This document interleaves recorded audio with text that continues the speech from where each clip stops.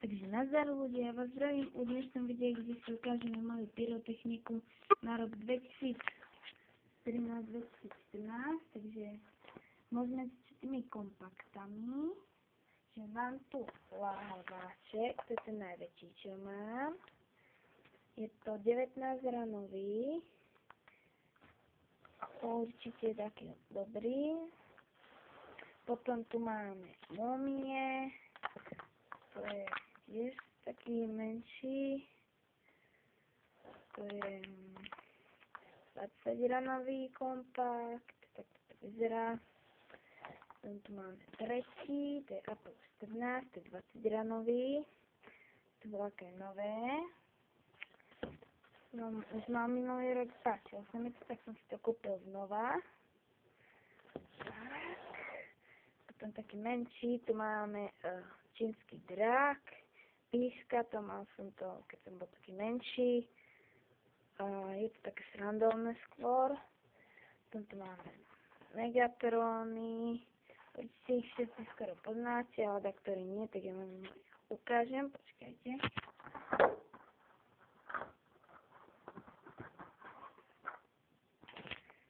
Tak toto vyzerá. 5 gramov výbušniny, ako pušná prachu sa v tom nachádza, takže to robí pekný buchot. Takže takto. Takto by sa mal najlepšie postaviť, keď ju zapalujete, lebo to silnejšie buchne a má to lepší efekt. No, počkajte, odložím ho.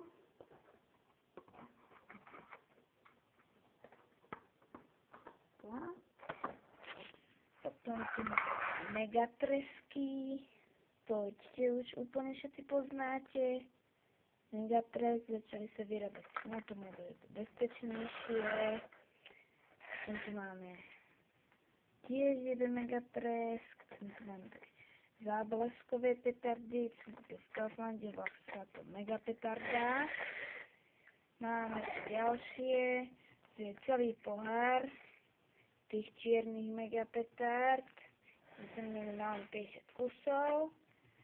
Potom tu máme ešte čierne Megapetardy, ale máme tu aj zóne, tieto pirátky s notami, také pomiešané. Tých zónnych pirátov, čo vám teraz ukazovala, aj teraz vám to ukazujem, tie mám za 4 poháre, plus tie tam zmiešané. Prvý, druhý, tretí a štvrtý. Tu minimálne 200 kusov, potom tu máme malé piráti, korzári, také rakajúce guličky, šmeliaky, včely a fontánky, to je taký mix. Ešte počkajte.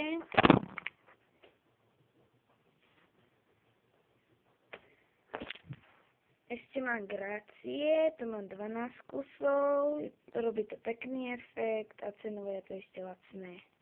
Takže to je všetko zatiaľ. Ešte mám také petardy a ešte im dokúpiť. To mám také hlavné, čo mám na Silvestre už. Dobre, takže ja sa lúčim. Čaute.